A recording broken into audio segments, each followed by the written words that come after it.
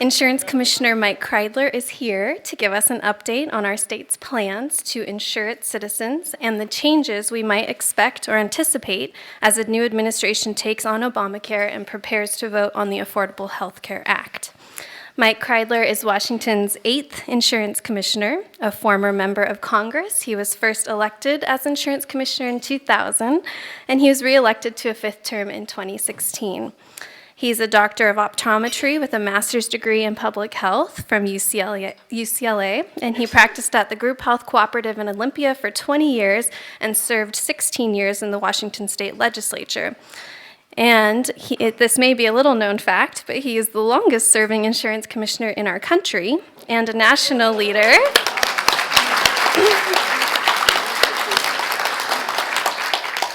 He's a national leader on diverse issues such as healthcare reform, consumer protection, and climate change. He's also a veteran speaker here at City Club. I think he's been here 5 times or so, 2009, 2010, 2012, 2015. And so we're very, very grateful to have you back. Thank you very much for making time in your schedule for us. So please, let's give Commissioner Kreidler a big Bellingham welcome round of applause.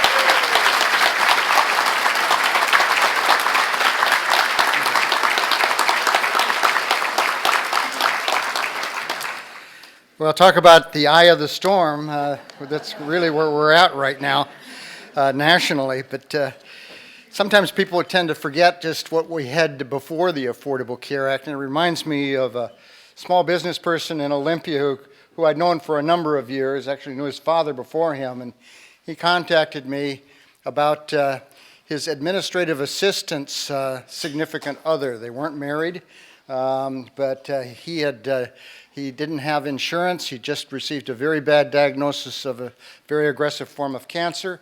And my friend was calling, kind of hushed voice so his admin assistant didn't hear, is there something we can do about getting insurance before the Affordable Care Act? That's a big, big pre-existing condition. And I said, I wish there was, Tom, but there is nothing. There is nothing out there that's available to you.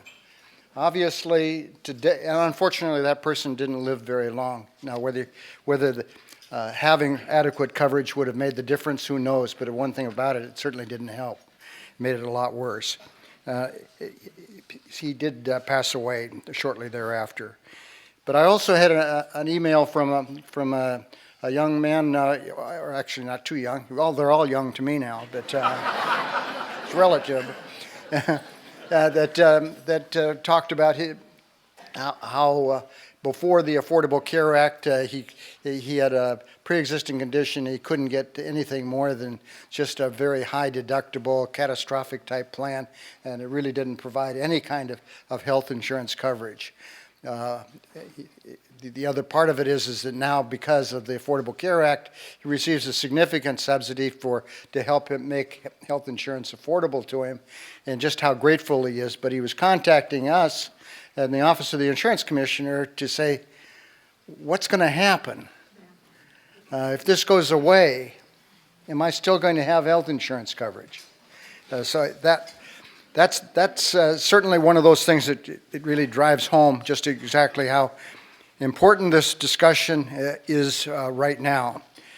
One of the things that bothers me a little bit, and you've certainly heard it in the national news, and that is that the Affordable Care Act is somehow failing miserably, and it's going to collapse under its own weight. Well, the Congressional Budget Office, nonpartisan, offered an opinion on the viability. This is before the more recent announcement of the CBO, and they pointed out that it's very stable, it's self-sufficient, it will be able to carry on. The changes that we've witnessed right now, just even here in the state of Washington, is that we've gone from 14%, almost 1 million people, down to 5.8% being uninsured in the state of Washington.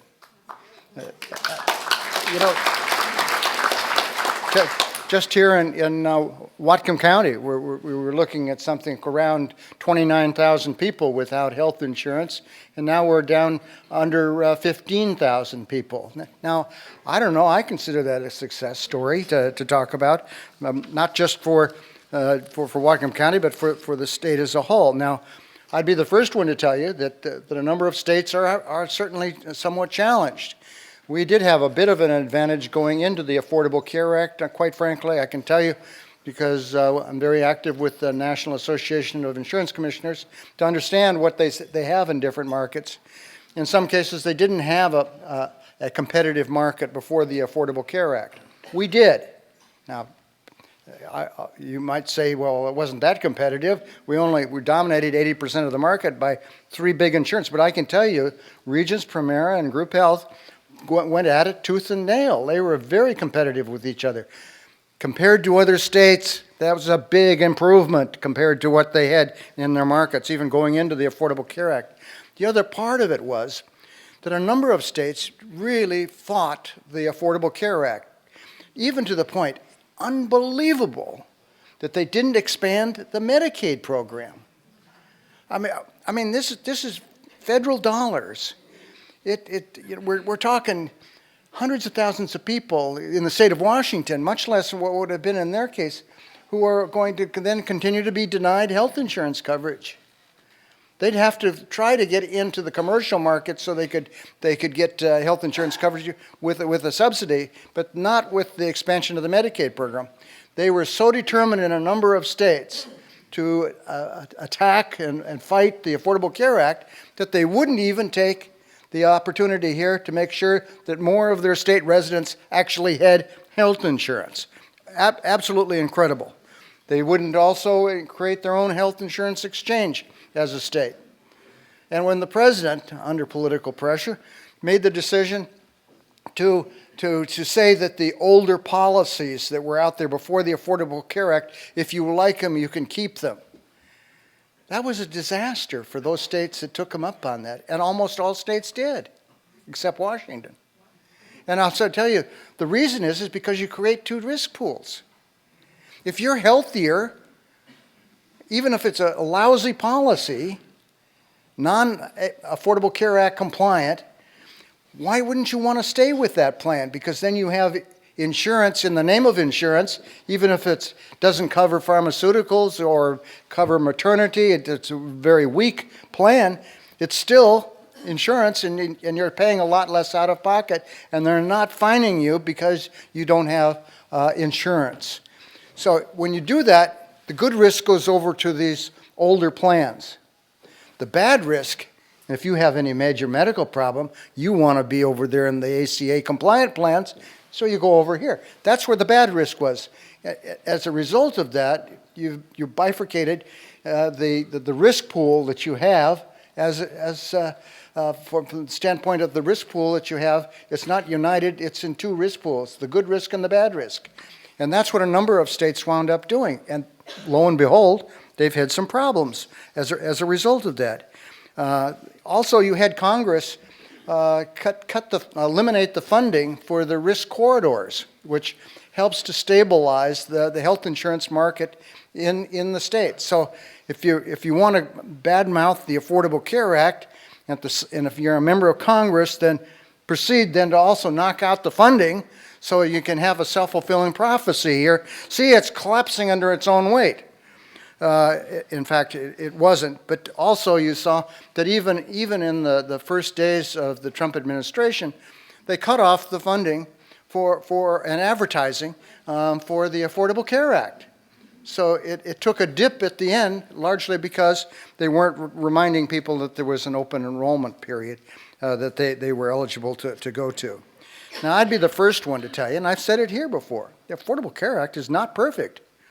I mean, I personally, because it would have been infinitely easier to implement if we'd done a single-payer system. It'll work.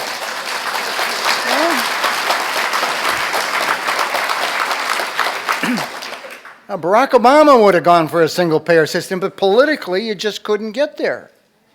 However, it may be a self-fulfilling prophecy if this legislation winds up passing, because it has a potential, as I'll point out here, of really messing things up in a big way. But what I'd like to see with the Affordable Care Act, they needed to do a better job of helping individuals who don't receive subsidies or don't receive much in the way of subsidies. And certainly for those individuals, it was a lot of out-of-pocket expenses that they were bearing. It was good if you were in Medicaid. It was good if you had a very substantial subsidy to purchase in the commercial market, but obviously there was a real challenge for a lot of other people. I'd like to have done a better job in that regard. I would have also liked to have seen that they'd increase the penalty that they had for people who didn't buy the insurance. Lord knows, in 1993, I was in Congress, I was there, I saw it, the Dole-Chafee bill, 20 Republican sponsors, identical to the Obamacare, had stiffer penalties than Obamacare did. And so even going back to what they had in 93 when they proposed it, seems like it would be a much better way of making sure that you got compliance. But one of the big issues, and the number one driver right now in the cost of health care, which is still rising, obviously, is the cost of pharmaceuticals. Why not have enough guts to take on the big pharma, and start to say, why don't we have the same benefit they have in other countries? Why do we have to do the research and development for the world? There's plenty of things we could have done to make this thing work a heck of a lot better from the standpoint. But how many times was the only action that we got at the federal level was not to see how we could maybe make the Affordable Care Act work better. If you saw problems, what could we work together in a bipartisan way to make it work so it helped people?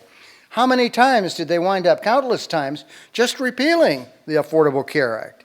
But not once did they ever offer an alternative to the Affordable Care Act over that 7-year period where they took shots but never had to, so to speak, put up as what they would have done differently. Now, today we're right at the center of that storm, and we'll find out, presumably in the next few hours, as to whether they're going to try to schedule the Trump Care or the American Health Care Act for a vote tomorrow. And I'd have to say, from my personal experience, it looks like they're awfully close, and it's hard to imagine that they don't pull it off on the floor of the House on Thursday so that they do have that vote. If they come up short, though, it's a new ball game. But I'd say the odds of them doing it are like 1 in 4, 1 in 5, them failing to be able to actually get that vote. It's very close right now. At the center of what's taking place back there is a $600 billion tax cut that is a part of that legislation. And it's really riding on the back of the expansion of the Medicaid program. For those states that took advantage of that, and increasing numbers of states have. You've got some very red states right now that are actually proposing to come in now, and I'd say, well, I hope it's still there when you come in. Kansas being one of them right now that is going to try to come in after stridently opposing it in the past. But the argument that has come from the Republicans has been, it's not about insurance or keeping people covered by insurance. It's really about turning back, living up to campaign promises that were made, reducing the amount of federal spending, not the idea of trying to address the issues, which is not always what you've heard. It's certainly been one, that we want to have universal coverage of insurance. Frequently the words are access. Well, I have access to some very expensive cars too, but I don't own them.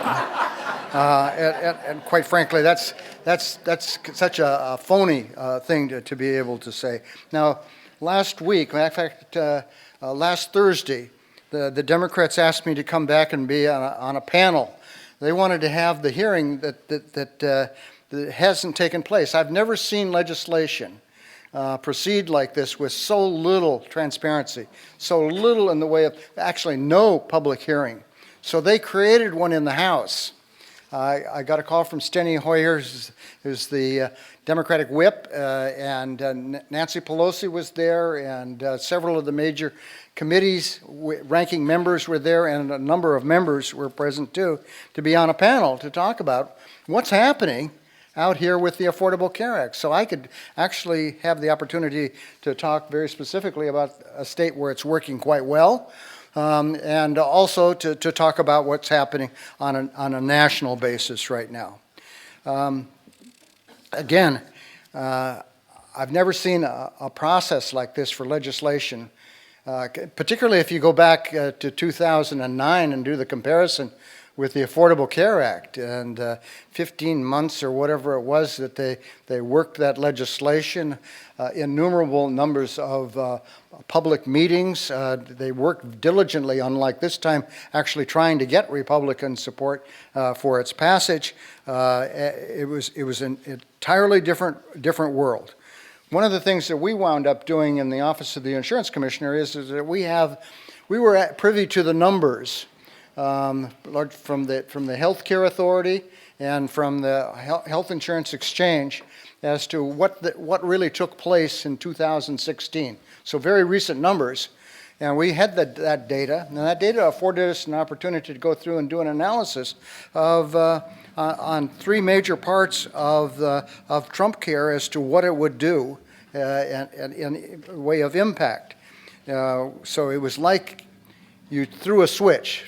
Right now, what would happen if, in fact, that legislation were in effect? And what we evaluated, one, from removing the individual mandate to moving from an income-based to an age-based tax credit system, and also changing the age ratio from the younger to the older as to how much could be charged. Now, we're a little bit better in the state of Washington because we have a Washington state law.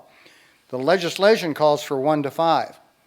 Because we have state law, we can rely on that. So ours goes from 1 to 3 under the Affordable Care Act today, so that up to 3 times more expensive for a person approaching Medicare as opposed to somebody who's just over the age of 18.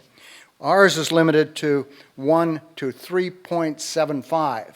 So we have the advantage of tempering quite a bit from what will be happening nationally. But we did our analysis then on these numbers to review these rates, and what we found, quite frankly, was that we were really looking at what was going to be a disaster, from the standpoint that we would see the numbers of uninsured go up to 15%, 5.8 up to 15% in the state of Washington. In addition to, and that would be at 1.1 million people. We didn't break 1 million before. We do now with these changes. We also saw that younger and older, lower middle income people by far were the ones that were going to be the most seriously impacted, particularly in rural areas. So maybe western Whatcom County is going to be okay, but eastern Whatcom County might not do quite so well. You also saw that individuals under the age of 30 and those individuals aged 50 to 64 were going to be most impacted, specifically for those that are earning $30,000 a year or less. So and on top of that, we're obviously looking at a Medicaid program that is going to be phased out. So we made certain other assumptions along that line. Total off, we were looking at something like 700,000 people who are going to be without access to health insurance. 81% of the people who receive the expanded Medicaid right now in the state of Washington are at the federal poverty level or lower. We're talking about people that don't have much in the expendable resources. The idea that the Secretary of Health and Human Services says, well, they can just go out and buy health insurance, they're going to have a tax credit. No, it doesn't work that way. It won't work that way. It's ridiculous to make that assumption. And clearly our model which we've worked, if anything, we're guilty of being very conservative in how we put together these numbers. It certainly wasn't one that was liberal, and we haven't been challenged yet, and I dare anybody to be able to come forward and show that somehow we're trying to have an expansive interpretation of what the impact will be. It's very clear that we have a very good idea and how it'll work, and it's going to work very much to our detriment. One of the things that we are certainly bear witness to here is and have foreknowledge, and it was one of the reasons why they asked me to come back last Thursday to be back there before Congress at this so-called hearing that they put together, the one that had never appeared or that had been carried out. What was the experience that we had in the state of Washington in the 1990s, and I bet you most of us can remember it. In the 1990s, in 1993, they passed health care reform in the legislature. In 1995, the Republicans had taken over the legislature. They moved to repeal the health care reform of 1993. But they did something that really parodies what's happening at the federal level. They wound up removing the mandate to have to go out and buy health insurance. But they left in place the protections of guaranteed issue. Now, the guaranteed issue was a kind of a modified one in the sense that you'd had to wait 3 months before your health insurance would kick in on a pre-existing condition. That was what happened in the 1990s. Now, it took a couple years, but the market totally collapsed. You couldn't buy an individual family policy in the state of Washington by 98 and 99. And legislation was passed that allowed it to come back in a modified form, but it really wasn't until we wound up with the Affordable Care Act have we been able to really undo a lot of the damage that was resulted from that experience that we had back then. The interesting part of why there's some parallels here. The Republican legislation that is going to be presumably on the floor of the House for a vote tomorrow calls for a 30% penalty, 130%, if you don't buy health insurance. Well, I can tell you right now that if my health insurance costs me $5,000 a year and I'm young, go ahead, hit me, you know. A 30% penalty is nothing. If it costs me $5,000 a year to have health insurance, $1,500 means nothing to me. I'll come back and pay that. And by the way, I can get my health insurance right away. The second is that the penalty for 30% only lasts for 1 year. There are real parallels to this idea of 3-month pre-X or what we had in the 1990s before the market collapsed. And we could see the same thing happening now, not on a state basis, on a national basis, because that market winds up collapsing. So clearly some things that really make us all very, very apprehensive, certainly me, wanting to make sure that we have insurance out there that people can buy that's meaningful, has quality, is affordable as we possibly make it. And by the way, under the Affordable Care Act, we've been seeing rate increases, certainly seeing rate increases, but they've been half of what they were before the Affordable Care Act passed. So it's having some real beneficial effects already on the market out there. The last thing we want to do is or I want to do, is when I get contacted by that gentleman who contacted me from Eastern Washington, is to tell him, sorry, you're out of luck. You're not going to be able to afford the health insurance any longer because you're not going to have the subsidies there that they were. That the tax credit you get will not come close to matching what you had in the past, and your disposable income that you described would mean that you were out of luck. So the last thing we want to do is to effectively turn back the clock and go back to what we had before the Affordable Care Act, and that wasn't very great. But going forward, it's obviously one that if we can keep the Affordable Care Act, and that's to the extent that we can on a state basis, and that's something we've been working very aggressively with other state agencies to help us. It's kind of like Bob Ferguson on immigration. He pulled together this huge legal team. We've been doing it here and analyzing the statutes and the laws to try to have as good an understanding as we possibly can as to where we can rely on state law as opposed to what happens back in Washington, D.C., so that we can wind up protecting what we have in the state of Washington, so we don't have to go back before the Affordable Care Act. And so we have a great legal team doing that analysis, centered in my office, and we're just putting out a press release on this, actually. Have we done it already, Steve, or not? Not yet? We will shortly, like later this week, and so we'll put out the word just exactly as to how we've done that analysis so that they're aware of that, because it's one where we're working very collaborative together. Lastly, and then let me just close on this and just say that on the 5th of April, I'm going to be before the Seattle City Club, and you'll notice I'm here first. And I appreciate the invite very much. The other part of it is that I'll be there with one of the top executives at Premera, and we're going to do it jointly. One of the things that I find really quite remarkable is that there's a great deal of unanimity that's taking place, even among parties that frequently like to fight each other. And I certainly have felt that have that kind of turf with the health insurance companies. But we are united on this one. We've sent a joint letter to our congressional delegation making it very clear what we saw as the threat to the state of Washington, to the people of the state of Washington, if they wind up abandoning the Affordable Care Act in some abrupt fashion, rather than coming in to say, okay, where can we make meaningful changes to correct it, just to try to find another way to take it down. So we've done joint letters. But more important than that, what you've seen nationally is, and it's true here at the state level too, we've helped create a round table, very broad from the standpoint of the interested parties, of the hospitals and doctors, that you have the health insurers, you have the disease groups, the developmentally disabled community, AARP, all a part of that large round table of how we can work together collaborative so we can try to make sure we maintain what we have here. But you see it at the national level where they've been united, and you don't ever see this kind of table come together.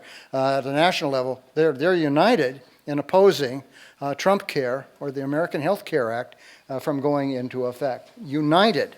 And they have good reason to be suspicious. There's really three parts that we're looking at right now from the standpoint of the effort to undo the Affordable Care Act. One is this measure that's before Congress right now. The next one is going to be a regulatory type of an approach of how you can undo it from the standpoint of Health and Human Services, Department of Labor, and other, by rule and regulations of what they can wind up doing. The third one is to pass legislation which would require the Democrats to support them on it. They'll never get to the third one. But that one would actually like to go after Medicaid as we know it. 2/3 of the Medicaid expenditures in this country go to the handicapped and to the elderly. So this idea that somehow there's a great ground force of individuals that are able-bodied out there that are receiving Medicaid is certainly a phony one, to put it mildly. But the next effort would be to undermine that effort. And I can tell you right now, for my family and an awful lot of the rest of us, it would be a devastating blow to see that kind of change take place in the system.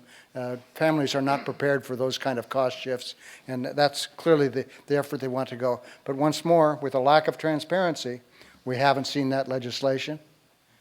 They did talk about it kind of broadly. They haven't gotten down to specifics of where there's actual language. We don't even know what they're going to do from a regulatory standpoint at this point. The bill itself we've seen now for 17 days. It was out there for 118 days with the Affordable Care Act. 17 days. That's the only visibility from the standpoint of the American people.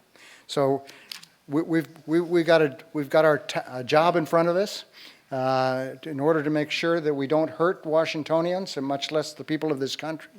There's got to be more sense and rationality than going back to what we had before the Affordable Care Act. How can we make it work better? Because what we had before the Affordable Care Act was failing, and failing rapidly. Thank you very much.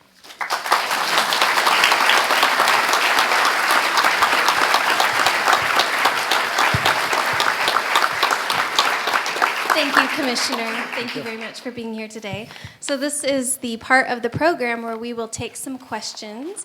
I believe we have Michelle and Patricia out roving, and our protocol is usually to try to take questions from members of City Club first. So if you're not called on quite yet, that's why.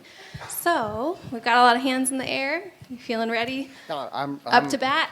able to go. Okay, Right. perfect. Sure, start right here, please. Yes, I was wondering if there is any effort amongst states to engage in a compact for a single-payer insurance? You heard the question. I presume it is whether there's some compact or kind of united effort. There's been some talk about doing something on the West Coast, the liberal left coast, and seeing if they can come together. California is talking about creating a single-payer system already. I believe some legislation's been introduced into the California Assembly. Whether that's something that starts to really start to have some gravitas, we'll have to wait and see. At this point, I'd say it's a daunting task for a state to be able to do it without federal assistance, either by law or by funds. To make it would make it infinitely easier to make that jump. But I would say, if this system falls apart the way it appears it's going to, based on the model that we put together, with a lot of input from other state agencies, you're going to have to recreate something, because it, quite frankly, is going to be, there's going to be a lot of anger among the people, and the thing that you can wind up changing most rapidly would make a jump into a single-payer system after you've dismantled the Affordable Care Act. So I'm curious who the 5.8% are that don't have insurance in this state. Is it the people who won't buy insurance because it's mandated, or, I'm just kind of wondering who falls into that little niche. It's clearly there are some that are opposed to it. One of the things that you couldn't expand health insurance to from the standpoint of the commercial market inside the health insurance exchange were undocumented individuals, but it frequently are younger people who are quite familiar, have done the analysis and said, here's the financial penalty, this is what insurance cost me, and do that balance. I kind of like look to Massachusetts and arguably Obamacare, which was a model for the Affordable Care Act. They started out with a fairly modest penalty as they got started, and they've increased it somewhat. But the irony of this is that they've also wound up with a much higher percentage, something like 97, 98% of the people now being covered in the state of Massachusetts. I think part of it is that we needed a little bit more time. We considered just continued, unlike the national level, with the federal exchanges, which are over 30 states that are on federal exchange, having our own state exchange. We were continuing to see continued growth. So I think we'd have been ratcheting it down slowly, much like what Massachusetts experienced. Again, the penalty also was going up as a part of the legislation, so I think it would have been easier to get there. Hi. With all the moving parts and complexity in this, has there been any thought about how to help nonprofits and small businesses be able to help out in providing some relief on the healthcare costs, healthcare insurance costs? I haven't really thought much about that. I have to be honest. It's just how we can kind of plug that into the system right now. For 7 years, I've been so tied to just trying to make the Affordable Care Act work, and a great deal of responsibility, largely because we went to a system that was going to be based on competition among insurers rather than have a single payer system. When that happened, at first I cheered that we got national health insurance. Then it didn't take very long before it caught up with me and said, "Oh my goodness, we're in for it now," and we certainly have been. just exactly what we wind up doing from the standpoint of how we try to protect the system that we have right now, it'll be a real challenge. One of the things that came out of the CBO study was that for business, you were going to see, by virtue of removing the requirement for business, that you were going to have something like 9 million people nationally that were going to be negatively impacted. We didn't have those numbers to be able to run it to see what happens in the state of Washington. I just have to believe that if we extrapolate, it would have a significant impact here, too, for the state of Washington. And just exactly what you wind up doing in that situation, I'm not sure at this point. Thank you again for coming Sure. up to the City Club. Given the opposition that you and folks in your industry have, and the AARP and the hospital associations and everyone, not everyone, but a whole host of support across the country in opposition to this proposal, how do you explain that the House of Representatives tomorrow may well vote for it? And does that have anything to do with the $600 billion tax cut that you referred to? I think the tax cut has a big part of it. There's no question about it. But I think it's also that for 60 or times or however it was, they've voted to repeal, and they've gone through elections over the last 7 years where they've gone out and told the people that they wanted to vote for them that they were going to vote for repeal. So I think they got locked in all of a sudden. I mean, it's like the dog that catches the bus. All of a sudden, now what do? You know, it's not one of just being able to chase and bark. All of a sudden, now I got to do something. And I think that's the problem. They caught the bus, and now they've got to come up with an alternative. But I certainly see a situation where they feel an obligation to do it for that reason. But I think it's also they wanted to. Part of the rhetoric at the Times was focusing very heavily on the Affordable Care Act taxes that were a part of making it affordable for individuals, particularly the subsidies, Medicaid expansion, and some of the risk adjustment features to keep the insurance companies in the market. They're wiping those out largely, and what they're paying for it with is turning back the clock on the expansion of the Medicaid program. What would be the motivation for somebody to buy insurance if they can simply pay a $1,500 fine at the time that they become seriously ill, and then they'd be insured from that point forward? And secondly, the Republican plan, as I understand it, will make it possible for states to set up special risk pools. What would those risk pools look like, and how would they affect costs for individuals? Let me take that the latter part of that in the sense that those risk pools are a high risk pool. Well, one of the things that came out of the collapse of our individual and family market in the state of Washington was that we recreated the high risk pool. It had been around for a number of years, but we rejuvenated it at that point in the legislation that passed in the year 2000. And then was implemented my first year in office in 2001. The high-risk pool was good in this sense that at least if you were screened out of the regular individual market up to 8%, and I think they actually was under 7% was actually the real experience that the insurers had being screened into the high-risk pool. The sad part of it was 80% of the people that were screened into the high-risk pool never took up the high-risk pool. It was very expensive. And I have to assume that what they're talking about right now with federal legislation would create these same kind of high-risk pools. Yes, you have access. Now see if you can afford it. And I think that's part of the challenge. On the other part, the concept here of using a 30% penalty, that this is somehow going to induce people to buy health insurance as effectively as an individual mandate. I don't know.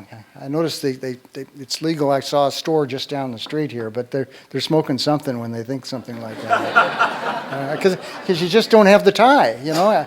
There's some people that'll do it responsibly, but you'll have a huge number that won't. And that's part of the problem. So you wind up with a risk pool that winds up with a lot sicker by virtue of this, and the healthier risk sits it out and said, you know, I'll pay the penalty. To me personally, financially, it makes a lot more sense to do it. It's much like what we had in this state with a 3-month pre-X waiting period. I mean, it's just inviting the market to collapse. At some point, I have to worry about it from one side, is that I want to certainly keep them in the market. The other one is, I don't want them to go bankrupt, because a bankrupt health insurer doesn't provide services to anybody. And so as a consequence, I've got to try to balance that. At some point, if enough harm is done, I'm not going to be in a position to hold them accountable. We hear talk about the not being able to, the companies being able to sell insurance across state lines.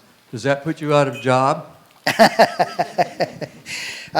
You know, if it worked, it'd be fine. You know, before the Affordable Care Act passed, half dozen states had actually passed enabling legislation for cross-state sales. Not one policy was ever sold under it, regardless of what state it was. You have huge problems in trying to, and the insurance commissioners, most of whom are either elected as Republican or Republican appointees, we're all united. It's a dumb idea. It doesn't work.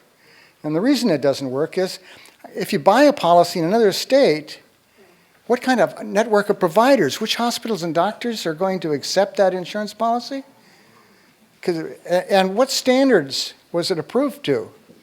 You know, what kind of consumer protections did you have built into that policy to make sure that they lived up to their promises to deliver services for the premium that you're paying? And it's impossible to be able to do that when it's out of state. Now, what some of these states could do, but they've never been able to do it, and that's maybe do an interstate compact of some kind with another state. But then you have to harmonize all of your consumer protections so that they are identical. No state's been able to do that. And we issued a report before the Affordable Care Act to the legislature on cross-state sales. So a decade ago, we were having this discussion, and just plain don't know how you can make it work.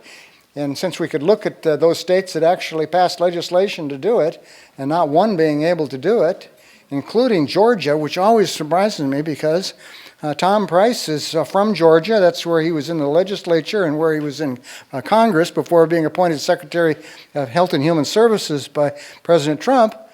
You'd think he'd know that they passed the legislation there in Georgia and never made it work. Yet he keeps talking about it. And it's part of their third tier of what they're going to wind up doing, supposedly. But it's magic because nobody's seen it yet. Has any opposition to the Affordable Care Act been based on anything other than politics or ideology? You know, I think that there is a part of this is that people don't like being told they have to have insurance. So it's kind of that personal side. The other part of it, I'd have to say that they push back against is that you had to have some standardization in the health insurance market. And by standardization, I mean you had to have the essential health benefits. So if you want to market, you all have to meet the same standards from one plan to another. Otherwise, you'd have some that are trying to segment their risk profile and say, well, we're going to make sure we don't insure anybody that has AIDS or hepatitis C or whatever it is. We're going to make sure we just have the healthy people. So you have to have the same standards. So the competition then really is focused much more on service and quality as opposed to trying to go for defining a product that limits your risk exposure. And that's so to some degree you wound up then with a sacrifice on your choices by virtue of that in order to have a competitive market. Now, if we're going to a single payer system, it's pretty straightforward. It's easier to do, you know, because you have one standard, and that's it. That's the only thing in the, so to speak, in the market that's available to you as a single payer. But we didn't go that route. We have multiple carriers to compete, so we have to limit how much they wind up doing. And that's one of the kind of the phony things here. You know, we want you to have health insurance that really fits your needs. And I'm thinking, well, that's great. So because my wife and I don't expect to have any more kids, we want to make sure we're not paying for maternity. But heaven help my grandchildren if they try to have kids, because they're obviously going to find it so expensive they can't afford to have kids. And by the way, in case anybody missed it, of the children born in the state of Washington, 50% are paid for through the Medicaid program already. So this would only exacerbate it that much more if you didn't have those standards. And that's part of it is, so you have some limitations on the kind of choices that you have, but they're robust in their coverage, and they socialize a number of the types of coverages to make sure we're not just saying, the sick people go over here and you pay through the nose, but us healthy people, we're luckier and we get the privilege of paying an awful lot less. You've got to spread that cost and risk profile. You just can't make the system work. It's called insurance. I mean, that's just the way it is. One of the things that I never hear anything about is prevention. Now, the long game, it seems to me, should be prevention, that the insurance commissioners might be able to help. What are your thoughts on that? Well, you know, the election had gone a different way. I was fully prepared to take on it much more aggressively so that we started to do more in this regard. And one area that I looked at is that you'd have some of the certain types of medical problems, diabetes, hypertension, things like that, relatively low cost for treatment, really lower the out-of-pocket expenses for those individuals, so they were incentivized to go in. So you're treating them early and often and detecting early when they had a medical problem. And part of that certainly is going to be your lifestyle choices to make sure that you're minimizing the risk that you have to exposure to certain diseases. That was certainly one of the changes that we have as an advantage of having our own health insurance exchange. So we would be able to do some things like that, but you need approval of the legislature, and they've got their hands full right now. And so it's very difficult to see how we'd be successful in passing that, much less the cloud of the national of what's going on. But prevention is a huge part of it, and being offered to offer those services, and that's a big part of the Affordable Care Act. They provide those services, the preventive services, with no out-of-pocket expenses, and that's something that is very much designed to make that easy and accessible so that you can get in and get those kinds of identification of medical problems. I think the second part of it is, particularly for certain diseases where you get a very big reward for very little cost, making that a lot easier with lessening the co-pays and deductibles that are part of a particular plan. That's something I'd like to have seen, and God willing, maybe we'll have a chance to get back to it. So, I'm wondering if there's anything being done to what's the word, for the CEOs of health insurance companies getting these huge bonuses of $6 million a year, which is money that should be put into health care, not paying them. And the other thing I wanted to say, when I was in health care, so many Medicare people would say to me, I don't want single payer in this country. And they are on single payer. So I'm wondering if there's a way to bring it down to age 50, because it's the age 50 and 64 that are really going to be hit badly too with the repeal of the ACA.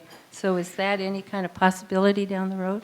very definitely. And I think one of the options for a single payer system would be just to remove the age all the way down to 18 and say that you're in. You know? How about the CEOs? So I think it's definitely,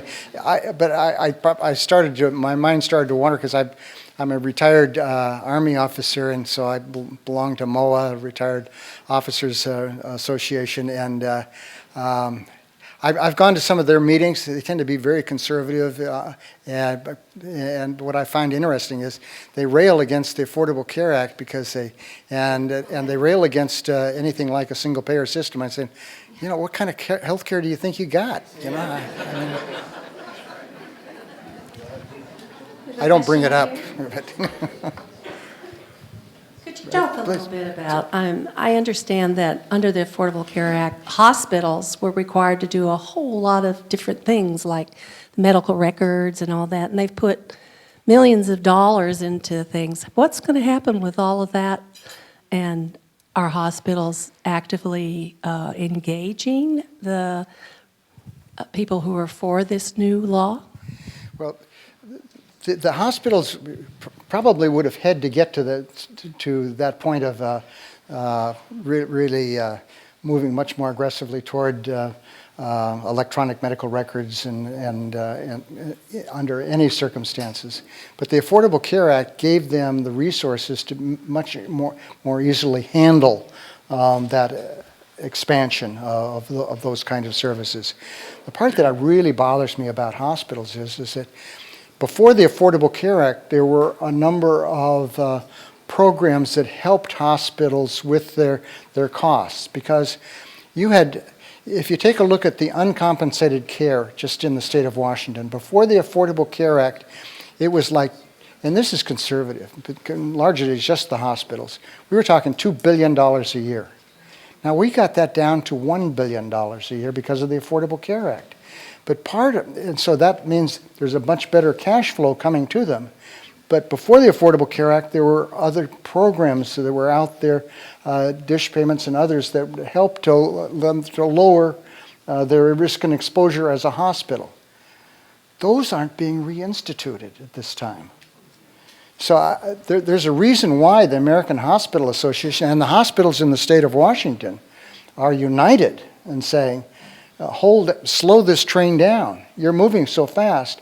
We don't even know how you're going to protect us. And what it means is, particularly in some of those rural community hospitals in eastern Washington, and in those counties, they're frequently the number one commerce and economic development activity, the largest employer in those counties, and they are very much at risk. Some of them, without question, are going to fail because of the actions being voted on potentially tomorrow. And they have not come back with the programs to make up for what they had there before. Now, whether they can move fast enough so they can keep that from happening, at this point you'd have to say no. It's certainly not built into the legislation that members of Congress will be voting on. What I find interesting, we're really talking about rural communities, overwhelmingly very red rural communities. And the true irony of it is, those are the communities that most likely are going to be by far the most impacted. We've got numbers, and our slides that show it, just where the expansion of the Medicaid program really had a huge difference. But on a per capita basis, by far, it was out there in those rural counties. So, and that meant that a number of those people that were in the Medicaid program, are in the Medicaid program today, and are able to pay for their medical services at that hospital, won't be able to do it tomorrow. So that means that uncompensated care becomes that much more of a problem. It's not a pretty picture, I wish I had a better story to tell right now. I just pray that there's going to be you're going to push and slow down and start to really think about it. Now, it's not going to sail through the United States Senate, that's clear. But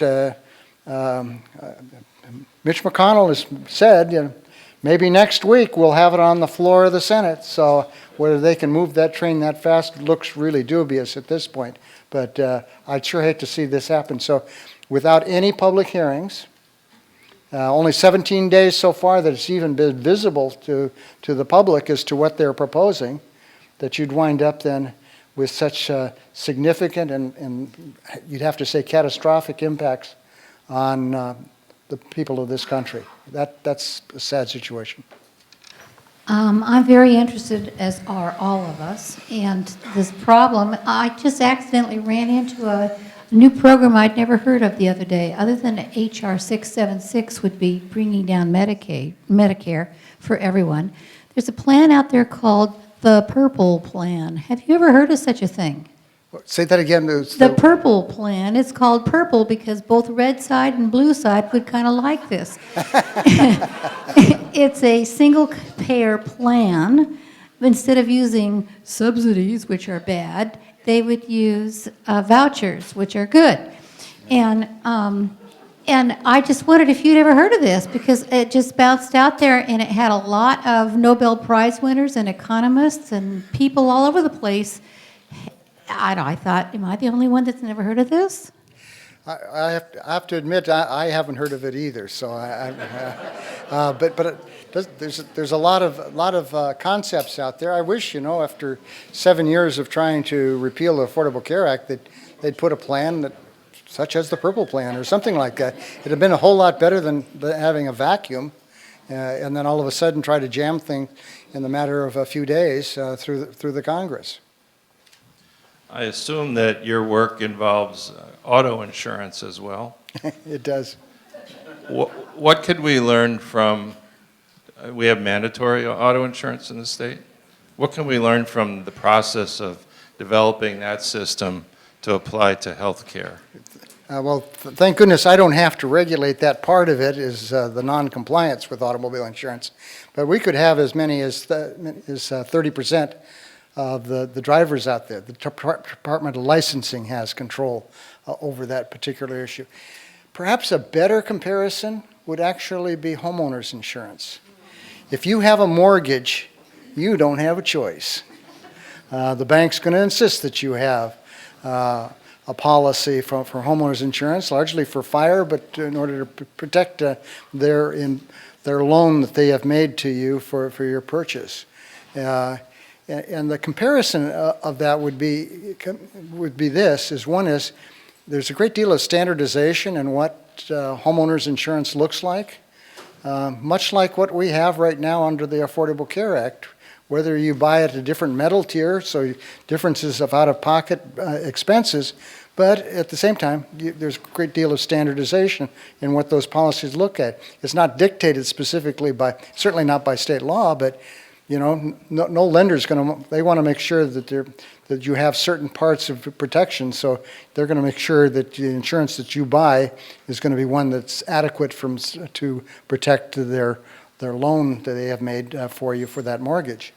So the other part of it is this idea that individuals can sit it out. So it would be a situation where I'm going to wait until my house is on fire, then I'm going to go buy the homeowner's insurance. No one could afford it if that's when they bought it. And the same thing applies right now, whether we're talking about a 30% penalty that we have right now that's being proposed, and that's somehow going to prove adequate to get people to sign up for it.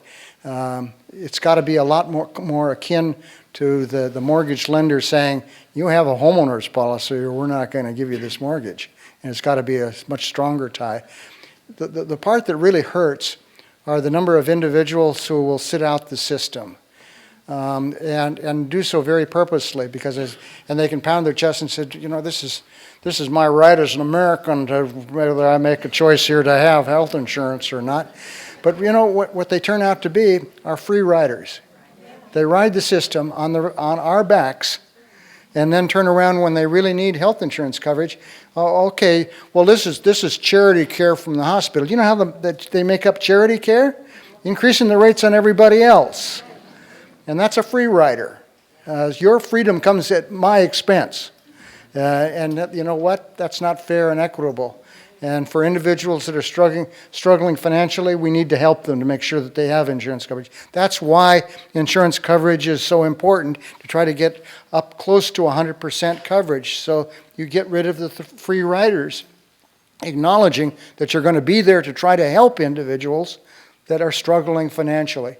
And those are the people that are clearly the ones that are struggling, are going to be most adversely impacted by this reform legislation, as it's being called, that's working its way through the Congress right now. We're going to find it impossible to have that kind of coverage going forward. We have a question over here. Can you recommend a good website where we could get real information about this issue and follow up on it? A little self-serving, but certainly go to the Office of the Insurance Commissioner. Because we have a very aggressive, insurance.wa.gov. So you go there, and we have some social media that we upgrade very frequently with breaking news stories and what's happening, so you can be even notified. She said it's there, so you're notified if there's any upgrade in what information's available. Okay, we have a question over here. And I think we have time for maybe one or two more. I've come aware of two different conflicting opinions. One says the ACA was originally designed to have the cost increase for the new administration, and another says the ACA subsidies or premiums have increased because of cuts by the House and the Senate in the different budgets. Do you have any input on that? Clearly, the underlying cost drivers for a rising cost of health insurance have not been eliminated. You know, we outspend our economic competitors in the world by 2 to 1. And I say economic competitors, I mean other first-tier nations, as to what they wind up spending on a per capita basis as opposed to what we wind up spending. We've got to bring that down because we're not putting investment into education, research and development, infrastructure, and on by virtue of dedicating so much of our national treasure to a health insurance system that hasn't been very functional. But we've slowed it down now with the Affordable Care Act, the rate at which costs are rising. And that's a marked improvement over what we'd experienced over time in the past. So we've started that process of bringing down those costs, and it's certainly one that we've got to be very diligent going forward in being able to hold those costs down and be much more effective and efficient in what we're doing. And built into the system right now is a great deal more of that. Carriers, health insurers right now are finding that they really do have to compete on innovation, quality, outcome, that they can't go out there and purely do it on price. They've got to compete on other factors that were not a part of not nearly much of the part of the equation before the Affordable Care Act. So we've started that process that are going to help hone that down. And if we can make a major step in the area that I mentioned earlier of pharmaceuticals, that could be a giant step in helping to bring down the overall cost of health care. Now, it largely is a one-time huge cost savings, but it helps to reduce the amount that we spend as a country for health care compared to our economic competitors. We're not doing it just for economic competitors. We're doing it because it makes us much more competitive as a country, and it's providing better quality and outcome. We have a system that ranks us at the bottom of our economic competitors, even though we outspend them 2 to 1. Yes. Do you have any sense as to whether or not the groundswell, if there is one, people who would lose coverage and the lobbying or the concern of the healthcare industry is having any effect on our Republican part of our congressional delegation? Do you have any sense of that? I'd have to say at this point I do not have a good sense right now that it's going to have any impact at all. We have 10 members of the U.S. House of Representatives, 4 who are Republican. All 4, as far as I know, are going to vote for it tomorrow. So it's, I think what they don't realize right now is, one is, yes, you made a campaign pledge to repeal and replace, but don't get so locked in on the words that you wind up doing something that actually comes back and is much worse. To some degree, they've put themselves in a bit of a box. I say that because as you look at it, and I can tell because I was unelected in '94, so I know exactly what can take place, and that's after voting for NAFTA and assault weapons ban and budget reconciliation and a number of things that were very controversial when I was in there. I was elected with Maria Cantwell and Jay Inslee, and all 3 of us lost at the same time. But I think that it's one where we've got to continue our efforts, and I think that for the Republicans, they're caught in a dilemma that if they don't repeal the Affordable Care Act, they're in trouble. And if they do repeat the Affordable Care Act, they're in big trouble. So there's no good scenario right now. They caught the bus. Now that the problem's theirs. You break it, you own it. And that's the situation they're in right now. So it'll be an interesting dilemma. Thank So- you all very much for